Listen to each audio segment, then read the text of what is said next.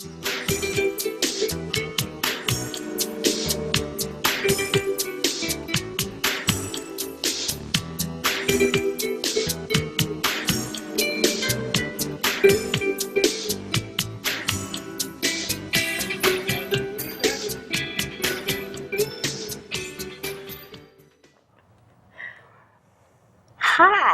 and welcome to From This Corner TV. Sean, this is going to be a great show because you're giggling already. Yeah, because we've got three people that know each other and have known each other for years, so this is going to be very interesting. I'm Marilyn Dayton, back again as your host and producer, and I just want to remind you that we're here to entertain you, of course, but we're also here to educate you and talk about interesting subjects, okay? Now, today's show is going to be a little bit more serious than usual because the subject of abuse is serious, and that's what we're going to be talking about. So get your paper and your pens and get ready, okay? Unfortunately, just about every day we read something in the newspaper, or we see posts on Facebook about someone that's in an abusive situation. And we're going to talk about what you can do to help, what's available for these people. We have with us, again, after a couple of years, we have Palzere-Rae. She's here from Safe Futures. She's the Director of Development and Communications there. And Safe Futures is celebrating 40 years of saving lives, restoring hope, and changing the future for those impacted by domestic violence and sexual assault in Southeastern Connecticut. And Dodie Milardo's back as the co-host. That's why we were laughing when you were coming to join us. She's back. So yeah, it's a serious subject, but with Dodie, we'll have a few laughs anyway. So let's start right out, okay? Let's talk about how do we know when someone that we care about or someone that we witness is being abused? What do we look for? Well, relationships are tough, right? Yeah. We know in relationships, even healthy relationships, you have arguments sometimes. Mm-hmm. So the first important thing is to recognize that domestic abuse, the definition of it is it's a coercive pattern of power and control of one person over another. So that pattern has a distinct cycle. There's building up of tension and stress, the outbreak of the abuse itself, and I want to point out it's not always physical. A relationship can be abusive even without physical violence, but emotional violence, verbal violence. And financial. Yeah, so there's a lot of kind of subtleties in that. So you're really looking for this pattern, the buildup, the outbreak, and then what we call a honeymoon period, apologies, promises not to do it again, or the abuser goes back to being the person that the victim fell in love with in the first place. Mm. And that's often the thing that's difficult for us to remember, that this started as a love relationship. And what the victim wants is to have that person back and for the abuse to stop. So that cycle really serves to keep somebody in that relationship. It keeps that hope alive that this time it's going to be different. This time he's going to stop. So, or she. Right, or she. So, so it's looking for a pattern, for a cycle, and that could be a daily cycle, it could be a couple times a month, it could be a couple times a year, but how that manifests itself. And a lot of it comes out as jealousy, maybe controlling what somebody wears, like looking at ways that one partner may be trying to control the other. The emotional abuse might look like, dinner's not ready on time and there's a huge temper tantrum, right? The next day, somebody might be really nervous. Oh my gosh, is dinner going to be ready on time? What are you talking about? I don't care. Whenever you have dinner ready, I'm really happy with that. I don't care what you make. Oh boy. Right? So that it's doesn't ever.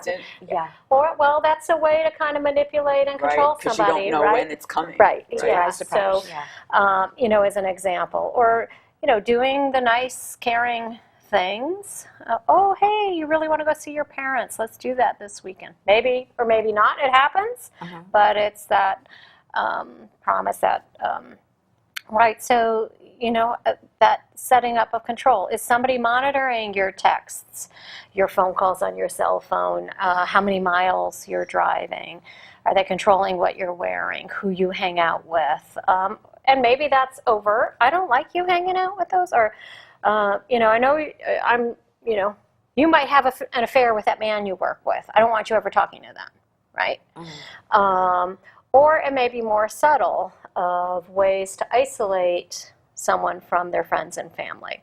Like saying we're going to the family birthday party, but then something happens at the last minute, so you never make it. And then your family starts to get upset. Well, they're not reliable. They never come, right? And that starts to build this isolation around the victim. Or maybe it's with friends. Maybe it's overtly, look, if you go and hang out with them, you're going to pay for it later. Maybe it's more subtle. Gee, I really don't like them. I'm uncomfortable. Or you get together and all go out to dinner together, and right, and there's behavior that makes you really, you know, uncomfortable, and that starts your friends thinking like, well, I'm not sure we want to go out with them, and systematically isolating. And then before somebody knows it, a year later, a couple years later, they have nobody to reach out to for support. So let me just kind of check. Right? Does he embarrass you in front of other people, verbally attack you, physically threaten you, prevent you from seeing family and friends, controls your communications, whether that's email, cell phone. Like there's a lot of devices today where somebody can hack into your email, get your passwords, monitor your cell phone. You know, in the old days it would have just been listening in, right? But it's very complicated today. Control money by controlling someone's access to money or their ability to work. They can create either further isolation or the inability for somebody to be able to take care of themselves. You know, that keeps them in that relationship, because if they left, they would have no way to support themselves, right? No way to have any money to do that. Stalking, following you, all those kinds, sending messages that are very disturbing. So there's key things that somebody can look for. And often it's really asking yourself, why am I unhappy in this relationship? And then kind of thinking, are there things that he does that are trying to control me, right? Because even if you're having a rough time in a relationship or having arguments, you know inside if you're happy or not. And sometimes it's hard to really listen to yourself, because another thing abusers will do is constantly put somebody down. Another way to isolate somebody and have full control over them is to work away at their self-esteem. And whether that's calling somebody stupid and an idiot all the time, or you could never do this, you can't do anything right, right? If you hear that all the time, especially from somebody who you're in a love relationship with, right? Some of us grow up with that as children, right? You know, parents, right? We see parents out in the grocery store talking to kids, and you think, oh gosh, what is that going to do to that little kid? Well, that can happen in intimate relationships too. And, you know, it just little by little takes away somebody's self-esteem and makes them more dependent on the abuser. So. And sometimes we can't see that.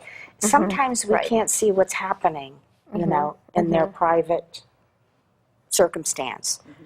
Right, because that's also very controlling too. We often think, well, I would spot an abuser. He must be really angry. He's a violent, volatile person. Often not. Their motive is, you know, their way of operating is control. So very often, they may be the most ideal partner out in public. Out in public, right? Exactly. And how they treat the person at home and when they're alone together and in private spaces may be very different, which you can imagine also just puts that person on edge and doubting themselves. Because nobody's going to believe if that person comes and says, oh, you know, I'm being abused. Nobody's going to believe. What? No, it couldn't be him. Not him. You must have done something wrong. You must have done something to provoke him. Because it's really he's so wonderful. So that's part of the control. Well, what if we do witness something and we see that a friend of ours is being abused? How can we help that person? What can we do, you know, to assist that person? Yeah, that's a great question, and it's a lot of what we like to talk to people about, because it's very confusing, and often people think it means I've got to step in the middle of that couple, and that's not scary at all. Right, that's scary. That's not safe for you or for the person who's in the victim position. Or we're not even sure. Maybe we're not even Right, sure. right. Maybe, it looks like it could be. Yeah. But it could have just been one isolated argument or something. Right. But how do you know, and what do you do? Right. Or you say, hey, I'm worried about you. Is something going on in your relationship? Most often the first reaction you're going to get is, no, we're fine. That was just a little thing. Right? Mm-hmm. So that leaves you with, what do I do now? I already asked them. So listen, right? By asking that question, hey, I'm worried that you might not be safe, or I'm worried about you and your partner. It's letting your friend know that you care, and they may not be prepared at that moment to say, might have taken them I'm in this desperate situation, but it's telling them that you could be a trusted person for them to talk to. So, right. You might have caught them off guard and they didn't know what to say. And you're planting a seed so that, like, maybe the next time he has an outburst, she might be more likely to say, hey, remember when you asked me a couple of weeks ago? Yeah, I'm really struggling with this. Yep. So really listen, and don't judge her, right? And I'm using her, and yes, we know it could be everyone reverse, is, but for the sake of talking, I'm going to use she as the victim and he as the abuser. So don't judge her. She's getting told all the time what to do, how to think, how to dress, right? So listen to what she has to say and believe her and accept it. Even if it's, no, I'm really fine, I can handle this.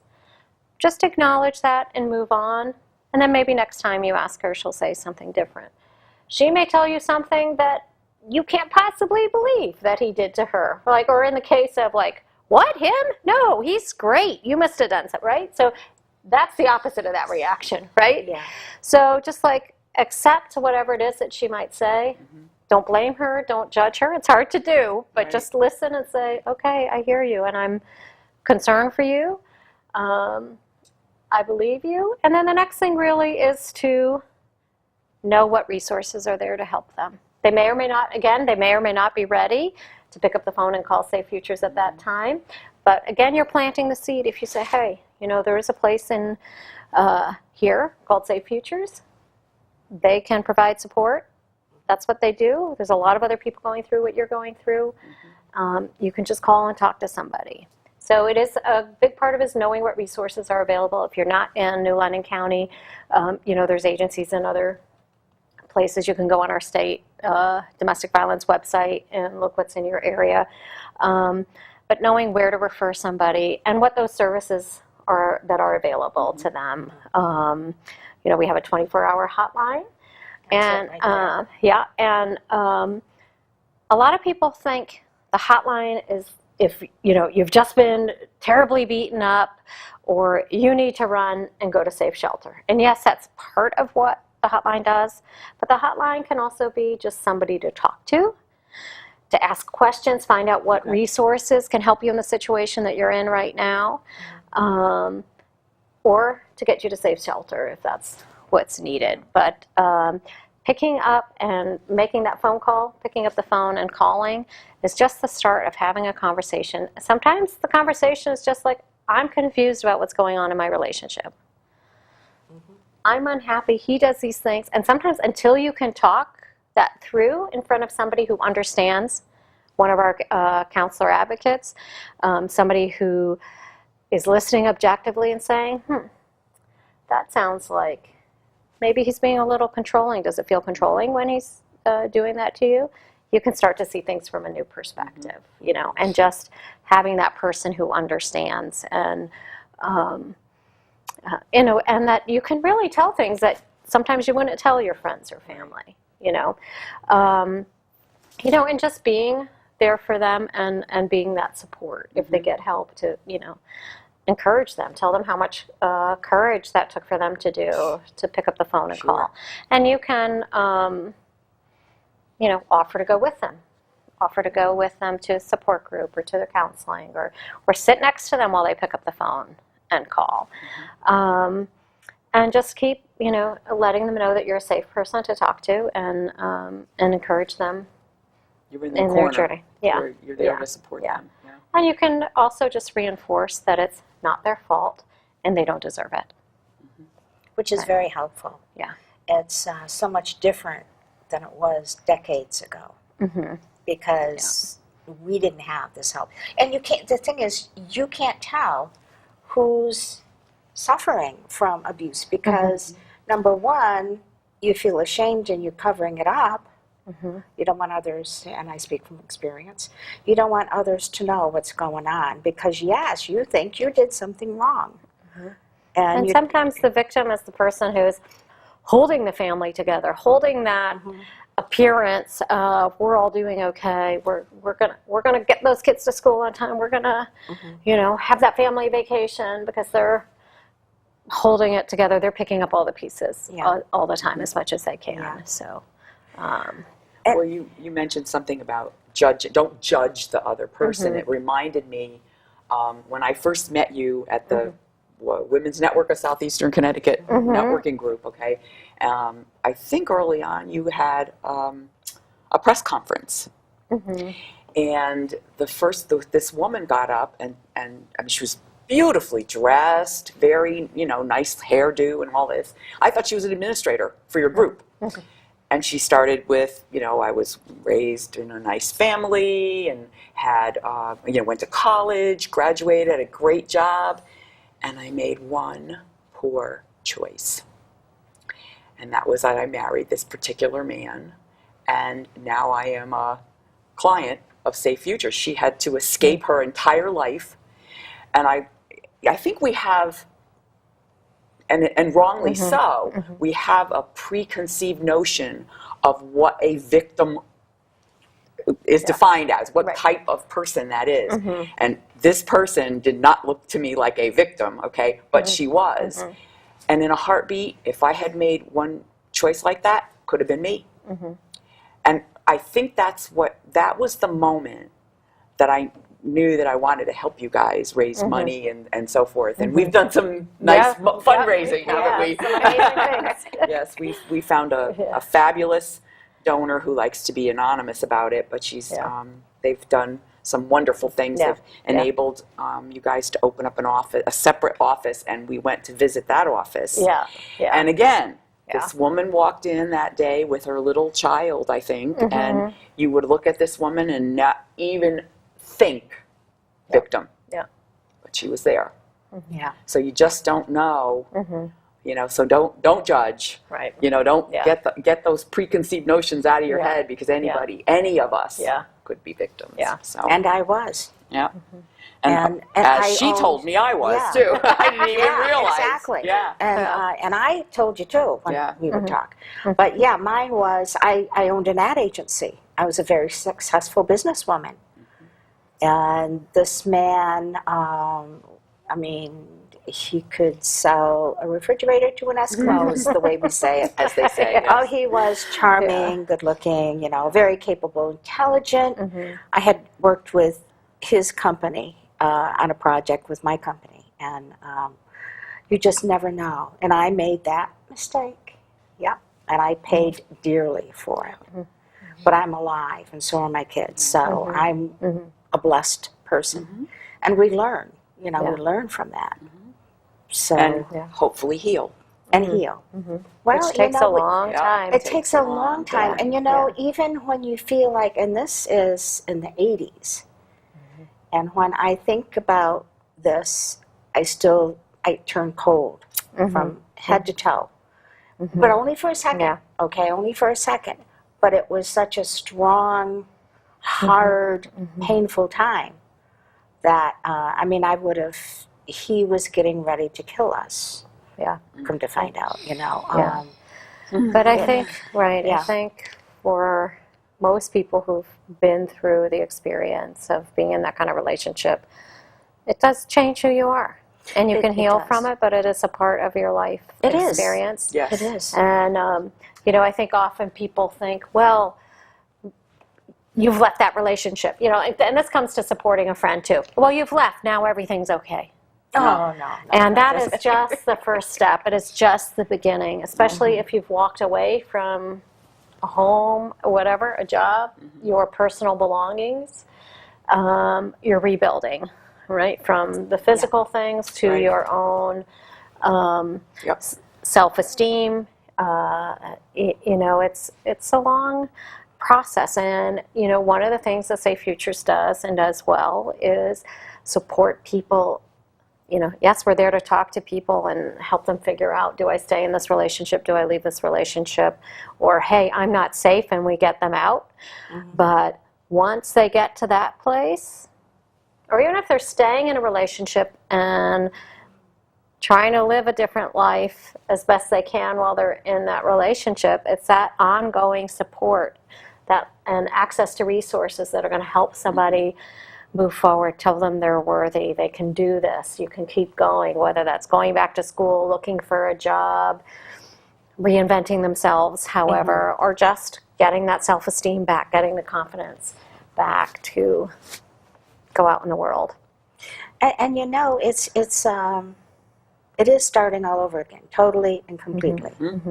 Everything brand new. Yep. But it's important to understand that it's an opportunity to live a better life for yourself and your loved ones, whether it's your mother that lived with you and you brought along, or your children. You need to think positively of it. I mean, it's very hard when you're you feel like your heart is crying. I mean, it's just a horrible thing. Yes. And you can't think straight, okay? Right. That's why you need people and agencies like Safe Futures. Now, back when I was having the problem, I had my minister and his wife. And I had a friend and client who actually was a therapist. And he stepped right in to help me. And I don't think I ever paid him either. He was a friend, okay? Yeah. That's what he wanted to do. He cared enough. He made me feel like I was the one of value. And my abuser was dirt, okay? Which he was. And but the thing is, this is back in the early 80s. Now, Safe Futures started in 1976. Yeah. 40 years ago. Now, you've seen, and the whole agency has changed over the years. Why and how was Safe Futures started to begin with? Well, that was the time when federal funding, when laws started to change. Up until that time, it was legal to beat your wife, right? Good Lord, right, really? There just weren't. So the first step was, individuals, enlightened individuals, and there would have been individuals who would have said, this is not right. Or, there were networks of women who helped their friends through situations and said, you come to my house if this happens again. But there wasn't the federal funding and laws in place that were protecting the victims. And, that started to happen in the mid to late 70s. And then these organizations started to pop up. So Safe Futures isn't the oldest in Connecticut, but we're like the second or third who was founded. So that was kind of just the start of the movement, where people said, hey, this is no longer legally okay. We've known for a long time it's not okay. Now we can start to build the support and services to help people through this. Because before that, it would have been a church or a network of friends or a network of women. But quite frankly, therapists and churches ministers don't always know how to deal with it.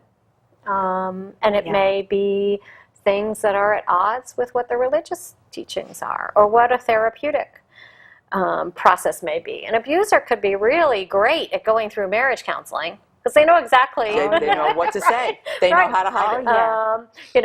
I've heard a lot of stories where, okay, we tried going to marriage counseling, but he always looked like he was the golden one, and I looked like I was the one who needed all this change. But as soon as we left, he went back to being, to berating me all the time. So, you're lucky you had those supports, but those two things aren't always the support for somebody, which is another reason why organizations like Safe Futures are so important.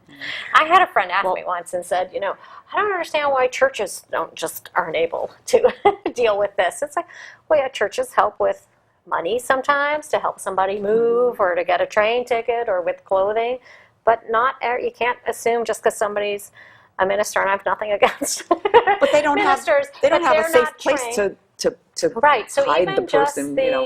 the training in confidentiality and safety that's so critical.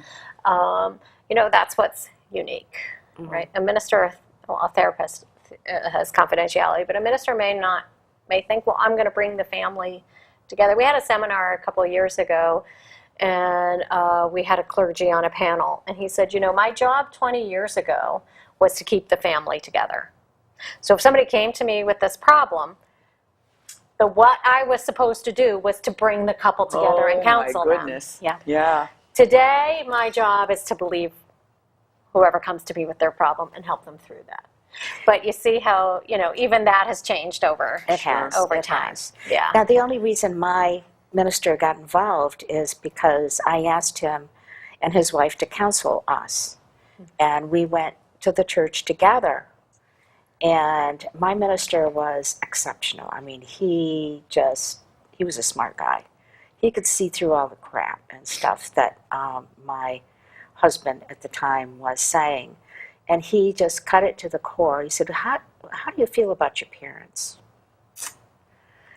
And that man that I was married to sat there and said, well, you know what, they're just, they're not worth anything. I should have killed him years ago. Huh? And that's when... That was the signal, huh? Yeah, and I looked at my minister's wife, and she's going like this, trying to hold it together. And my minister told me later, he said, that's when I knew you were in real trouble. And that's when my focus turned from the family unit, with him included, to the survival. family unit without him. Right. Because this was, he said, I looked at his eyes looked evil. And he said, the devil's in this man. And I said, I believe you. I've seen it. Yeah. And that's when he knew. And so his focus was to protect me. Yeah. So he asked if he could speak to me. Let's see if we can speak to the two of you separately. And my minister's wife got up and escorted the husband out. And my minister came over, sat closer, and took my two hands and said, we have to come up with a plan to save you and your children. Yep. But it took I had to think about it too much. Don't think about it, okay? Just do it. Yeah. Because I ended up being attacked and put in the hospital for a week and rebuilt, so to speak.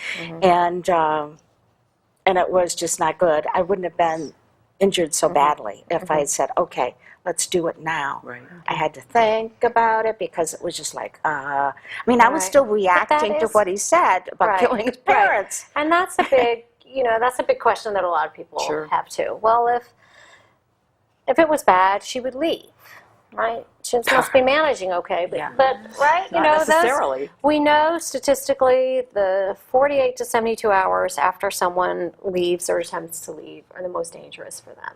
And on average, it takes 5 to 7 times to leave successfully.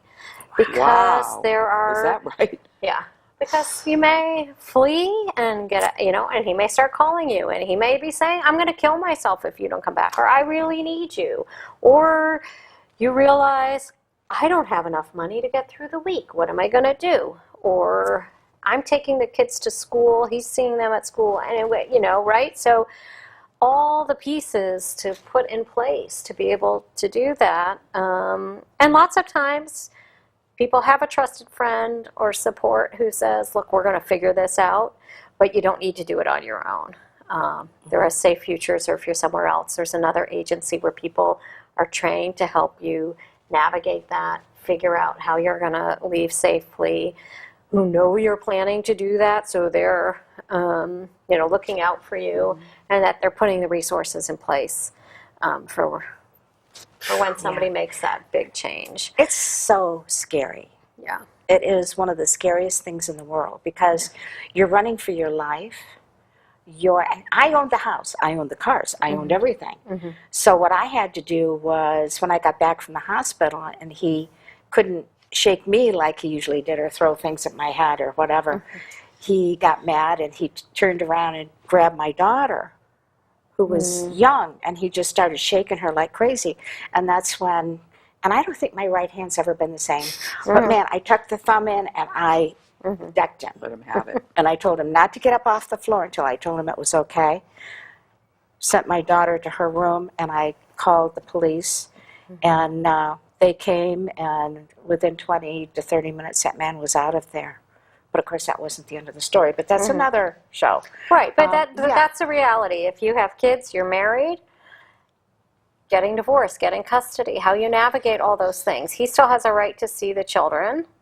Well, Right? they were And his that's where stepchildren. having, Yeah. right, but that's where But that- having yeah. support and having somebody there who's holding your hand and saying, no, this is your legal right, or this is legally what you have to do, but we're going to be there to support you through that, or we can help you in this way, or let's talk about what you want for the children's custody, or how are you going to plan that you are safe and that your kids are safe if you're still obligated for them to see.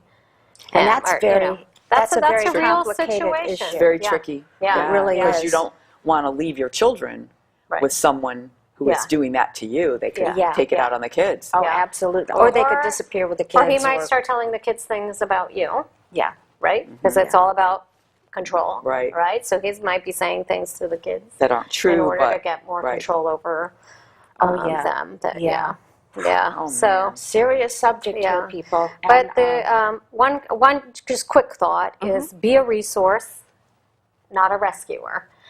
When it comes to Oh, having a good. friend, that's Yeah. one of Yeah. the first things I learned in my domestic violence training, and I think that's key. Be a resource, not a rescuer. We can't rescue somebody else, but we can be there for them, be a resource for them. because they have to rescue themselves. Yeah. And you could be there holding them up. Yeah. but- Yep. yeah. Yeah.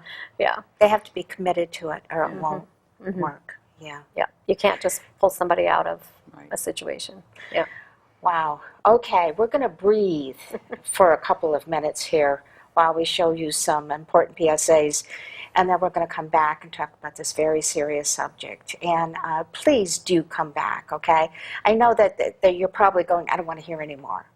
You need to hear it, okay? We're human beings. We need to help one another. We need to be aware of what's going on with our friends and families. So please do come back right after this, okay? You always made sure I brushed my teeth. You told me that smart was cool. You always told me to dream big. To all of those parents who took the time to make raising their children their most important job, we'd like to say, Thank you. Thank you. From the bottom of my heart. Thanks, Mom and Dad.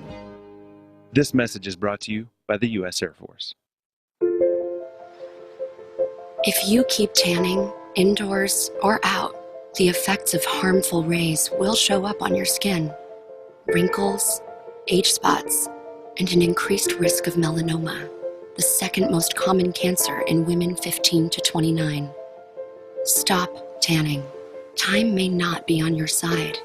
Learn how to protect your skin at spotskincancer.org. A message from the American Academy of Dermatology.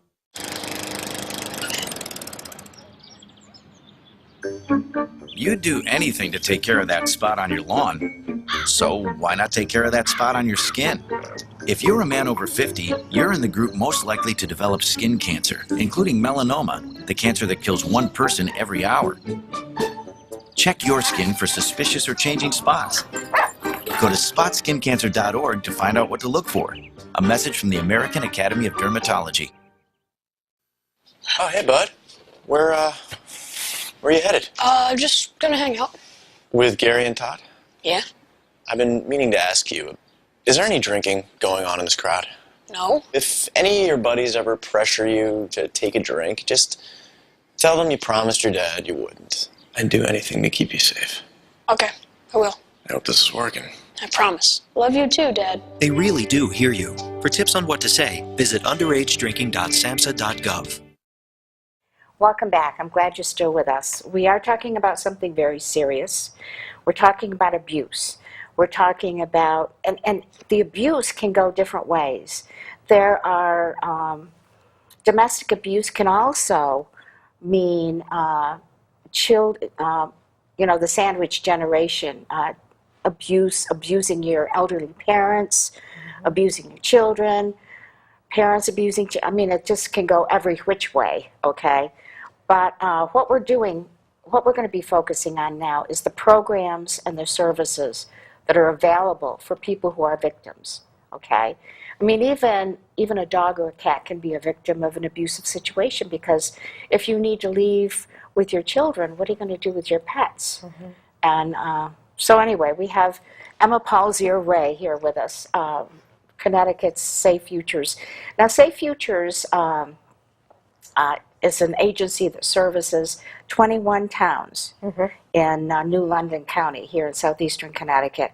But there are other agencies around the country that are available, and some of them have very similar programs and services. Yeah. But let's talk about that. Sure. Tell us about that. Yeah, I like to think of our services as being in 3 buckets. The first one is crisis intervention. We have a 24-hour hotline that is available 24 hours a day, 365 days a year. And again, that's somebody on the other end of the phone who understands, who will listen, who will provide resources, who will run to the emergency room and meet somebody if they've been assaulted sexually or physically, or who will work to get somebody to safe shelter. So, there's that available to people at any time of day. We have our safe house. It's 15 beds. For the last 6 years, our safe house has been at over 100% capacity. That is sad. Air mattresses, pack and plays, toddler beds. But we will not turn anyone away. I think of domestic violence agencies as a 21st century Underground Railroad, right? So, there are people who know who each other are, and we're getting this person here, and you're picking them up and taking them there. And that there's this network of places, of safe houses where people can go, but it's, connecting with us. If we don't have room, we may be transporting someone somewhere else. We may be putting them in a hotel. We'll figure out what is the best and safest thing for that person. And then we have our counseling offices in Norwich and New London that are open Monday through Friday, 9 to 5, where people can come in and talk face-to-face and sit down with a counselor. We also have partnerships with our police departments. We have a program called the Lethality Assessment Program, which we were one of the first agencies in the state to get going with. And we have trained all our police departments with a questionnaire that has been developed, carefully researched and developed, and key questions that are the indicators that have been found to put victims at the most risk for fatality. And they're not necessarily, or severe injury, but serious, wow. Questions like, is he out of work? Are there children in the household that are not his? Things that you might not necessarily connect with being more likely to cause severe physical harm. But research has been done, and so our police, if they sense that this might be a very serious situation, they can sit down with the victim, go through this questionnaire. If they get a certain number of yeses, they have a specific hotline number that they call. So when the call comes in on that line, we know this is a police officer calling us. They're in a serious situation. We've also changed the approach with this in that, in the old days, right, a police officer might have said, oh, this is like bad. Well, here's what I can do. I can give them the brochure and suggest they call the hotline number when things settle down, right? Wow. Right?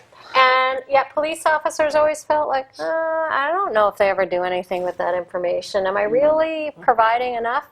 Well, with this program, the police officer will call that hotline with the victim sitting there. And they will say, would you like to speak to an advocate right now? And even if the victim says, no, I can't do that, the police officer will still make that call in front of them. And it's been a real game changer because the victim sees now a team of people working for them. The police officer, we answer the phone. It's not like, oh, do I have to worry? What's this police going to do? Am I going to get arrested? Am I going to be in trouble? Right? It's really changed. The police officers have told us how they're perceived in these situations. And so we're connecting them right then and there with help. And we make no bones about it. The police officers are trained to say, look, based on your answers to these questions, I believe you're at serious risk. Yeah. And we never would have said that in the past either, Yeah. right? So it really is a shift where states that are using this program are really seeing drastic reductions in fatalities and serious injuries. So and the police have really thanked us. They've said, this, now I feel like I'm really doing something. Instead of walking away thinking, boy, should I have done something else? So that's a real key program. And we also have an advocate who works with the Norwich Police Department, and we have staff in the Norwich and New London courthouses. So really, we're there at those points of crisis for people. Wow. So our second area of programs, I call that long-term support that people really need to rebuild their lives. And our programs that fall into that are, we have a 9-apartment unit building that's transitional, what's called a transitional living shelter. And that really means it's apartments for people who, they're out of that immediate crisis, they're safe, their family is safe, but they're not ready to live successfully on their own. So the program gives them roughly a 2-year period to get back on their feet, to have some stability in their lives, to be able to get to a place where they can say, okay, I'm ready now to start thinking about work. What kind of training do I need to be employable? My kids are now in a steady school. My kids are healing. They've got medical care, right? So really getting that financial independence, that stability, their family on the road to healing and recovery. We also have scattered supported apartment units throughout where we have 7 families living in permanent long-term housing where they get case management and support. And we also have counseling can be used ongoing for support, but we also have support groups on Tuesdays and Thursday nights. We have a women's self-esteem support group, Tuesdays in New London and Thursdays in Norwich. And that's a great place for women to just keep going and boost their self-esteem, have a group of other women who've been through something similar that they can help each other keep moving forward. And we've just started a group for men who have been victims of violence, and that right now is just meeting monthly, but that'll build over time too. So we're there to keep people going, moving forward, to come back if you're feeling, questioning what you're doing, where you're going, help people set goals and move forward and get support in that. And a third part of our work that's really critical, because dealing with the crisis and helping families move forward is important, but it's not changing the issue. So it's really important to us to be in our schools teaching violence prevention education, because we have to get to young children and teach them what relationships can look like, what healthy relationships look like. Preventive measures. How do you stand up to bullies? How do you intervene when you see a friend in elementary school who's going through something difficult, right? So we have a couple programs. We have a program for elementary and middle school called Violence is Preventable. And then in high school, our program is called Healthy Relationships. And so both programs are not a 1 or 2 time educator in the classroom or assembly. We're in the classroom 8 to 15 weeks. Often we're brought in for health class for a period of time. And it's really about building skills, exploring how you feel, how you react to situations. And let's really learn other ways of expressing our emotions, of looking at our own relationships, of how we feel in different situations and how we can help our friends and families. So, and an interesting thing we see is that students build a relationship with our educators over that period of time too. So they start to get trust and really open up and share things. Sometimes privately, a student will take one of our educators away and really confide that they've been assaulted, that they're going through something, their mother is going through something, and we've been able to get help for that family in that way too. So that's kind of a side bonus. And we're also expanding our work in something called restorative practices, which a lot of school systems are looking at now, but we have some staff members who've been studying restorative practices and training, and that's really when there's been an incident, getting 2 parties together with their agreement and understanding that they want to participate in this, where people can start to, in a safe way, in a facilitated discussion, express what it meant to them that this person, say to each other, when you treated me this way, this is the impact that it had on my life. This is how it made me feel. Parents, if it's children, it's parents and children together, you know, and why did you do that to me? And really, honestly hearing from each other what that impact is, you know. So, and that's something that schools are really interested in doing, and we're going to be providing those services in some schools and looking for other opportunities for that. So, you know, the only way we can make social change is by involving young people and making them part of that. And it seems to me the younger they learn, the better success you will have in helping them. And they're navigating so much. When you look at what they're watching on TV, what the music lyrics are, all the media, right? And their devices all the time, whether it's video games or just all the amount of information that's coming through. That's a lot of information to process without like some guidelines of this is okay, this is not okay, this is healthy, this is not healthy, this is not how women should be treated, or this is not how relationships need to look. It can look like this, right? So having some trusted adults and guidance and places where you can talk safely about that is really important. Have you found that people that you've helped, young people, mature adults, once they get established and their life is in a better place, that they want to give back by coming back and getting involved? Have you found that? Sometimes we don't know it. Sometimes they are, and we don't know it. You know, I mean, it's a tough thing, and it's, you know, even statistically, people want to know, well, what's the success rate 10 years out or 15 years out? And nobody can track that because when somebody's been in a safe house and they leave, sometimes they're changing their identities, right? You know, right? They're,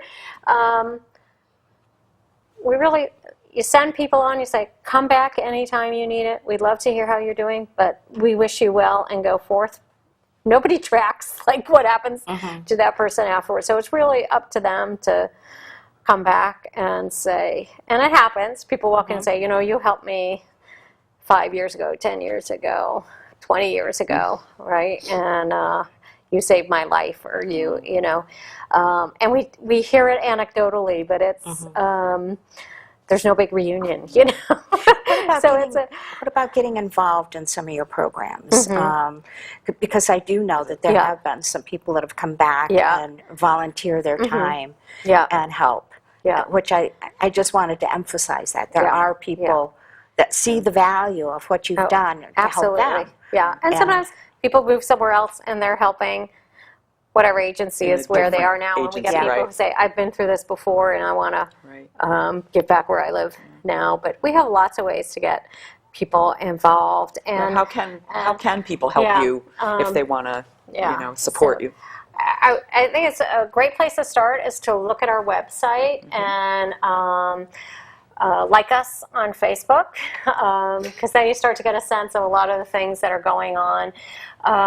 We have a lot of events out in the community. Some are events we're putting on, others other groups put on to benefit us, and there's lots of opportunities to volunteer or get involved in those kind of ways. You know, funding being what it is, you know, our staff doesn't have the capacity to do everything. So we're really grateful. There's a lot of people who just call us up and say, hey, I want to have a fundraiser for you. I'm having a bake sale or whatever it is, a poker run, a tag sale.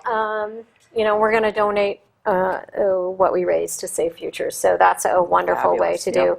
On Facebook, I'll sometimes post things that we need if we're running low on shampoo or diapers or any kind of thing. You know, people can go out and collect things or just buy a little bit extra when they go grocery shopping and donate it to us. You know, I'm always happy to talk to people on the phone, hear their ideas about what they might like to do.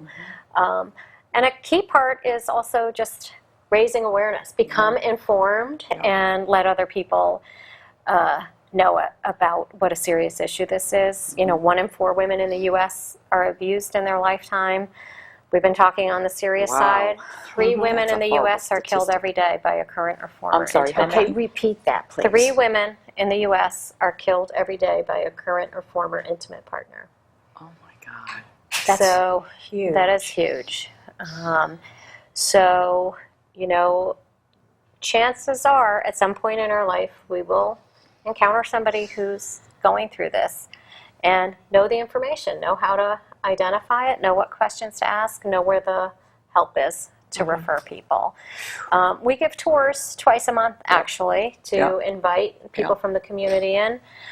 In an hour, we give a good overview of our mission, and we've really seen a change in that, you know, now that we've had hundreds of people literally come through our tour, people say, you know, I now know how to give the hotline number to somebody. Or, you know, I've been able to, you know, I was talking to a friend and I thought, I need to tell her about Safe Futures. I need to let her know that there are people who can help her through this. Right. And it's empowered people to do exactly what we talked Right. about earlier, Right. to let somebody know there's help for them. And that's change. That's how, you know, when I think 40 years ago, people whispered behind closed doors, or, you know, it was hard to tell somebody else that, Embarrassed. Yeah. right? Yeah. There was a lot of shame. It was going to be the victim's fault.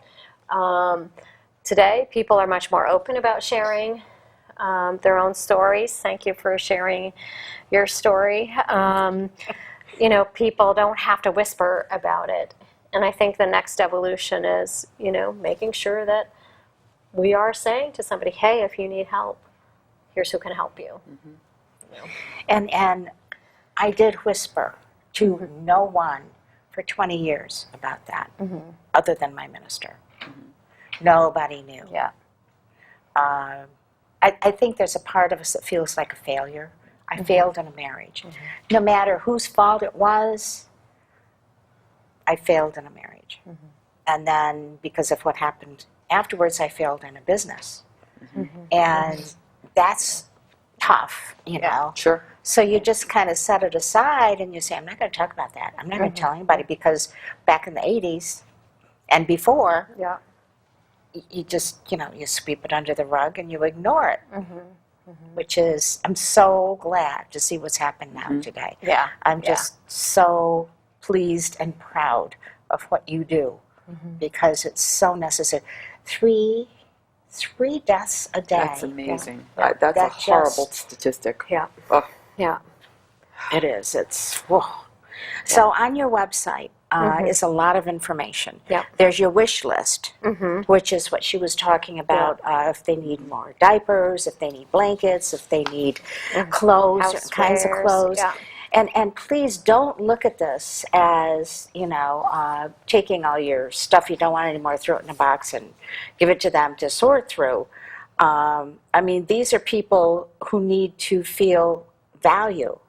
So don't give them your junk, okay? Right. And they're, yeah, we think of giving people their dignity back and symbolizing a new start too, right? Yeah. So often I say to people, think if you would feel good if, you know, you were starting a new life and this was the piece of furniture or this was the jacket that was given to you. So Put yourself in the position. yeah, Absolutely. Yeah. So you know what it feel. You know Yeah. how it Yeah. would feel. Yeah. Yeah. But we have a very generous community. It really enables us to provide a good quality of life for women and families that are coming to us. If we can provide the bedding, and these are all things we would never be able to outright buy, but you know, absolutely, furnish an yeah. apartment for a family before they move in. That there's dishes, there's utensils, there's towels, there's bedding. You know, that they are getting a new start and can feel good about it. And you know, and when they move on, those are their things that they take with them. and that's wonderful. I'm thinking, for example, the girls at Sava Insurance, okay? There was one time I was talking to Donna Yother, and she said, oh, I got to tell you what we did. They were so proud. They were so proud. She said, you should see the design work we did with this apartment, all the colors, and I mean, she was just like decorating an apartment. Well, They and it was cared. Christmas time, and they decorated it for Christmas at the same time that we had a family moving in at Christmas time, really and they wonderful. adopted. We do an adopt a family program at Christmas, and they had adopted this family for Christmas as well to get them Christmas presents, but they had the added experience of creating their Creating new the home whole, for them. Wow, that's pretty neat. And think of how fulfilled it makes you feel. You are helping someone that that is struggling and trying to save their own lives, and you are giving them a home, even if it's a temporary home for 2 years. You're giving them a home, and I mean, it's just, to me, it's just amazing. Yeah, and it's not in any way a handout. It's what they say. It's a hand up, right? You know, I mean, it's a helping the hand, overwhelming amount of things that a woman and her family have to navigate to escape abuse. I mean, it's just overwhelming. Yeah. And you know, sheets on the bed is the easy part, right? Towels and canned food, that's the easy part. That's what we can help with and keep them focused on the inner healing, the planning, the goal the repair setting. work inside. That's the hard stuff. But and yet all Healing. those things play a part and help that family keep moving forward. I hope our viewers have been understanding what we're talking about here. What we're talking about is human beings helping human beings. Back in the old days, older than me even, okay, when they used to, in the West and the developing states in the middle of the U.S., they used to do barn raisings, they used to help one another. We don't do that enough anymore. I had a neighbor who ran out of gas in her driveway, and she had to get to a meeting. And so I said, okay, here, jump in, I'll take you. And that's what we're supposed to do, help one another. So please keep that in mind and go to the Safe Futures website, okay? I know we've talked about a lot today. There's a lot to digest of what we've been talking about. But keep in mind those 3 people that die every day, okay? And if you can do something to prevent that, that's big as a human being. Thank you, Emma. This has been wonderful. Thank you. And thank you, Dodie, for being here with us, My too. pleasure. And I want to thank our sponsors, too. Everybody that helps everybody, you know, deserves to be thanked. Now, I always end a show with a quote. Now, you can find a lot of quotes about love and friendship and helping people. And I found 2 of them that I took particular notice of. One of them is from an unknown author. Giving up doesn't always mean you are weak. Sometimes it means that you are strong enough to let go. Okay? Now here's the second one from Ben Okri. The most authentic thing about us is our capacity to create, to overcome, to endure, to transform, to love, and to be greater than our suffering. Thank you so much for joining us today. It's been a very interesting show for me, and I know for you. All of us, thank you for joining us today. And remember to send us ideas. If you know someone that would enjoy being on the show, please let me know, and here's how you do it. Okay, so we look forward to seeing you again on From This Corner TV. Thank you.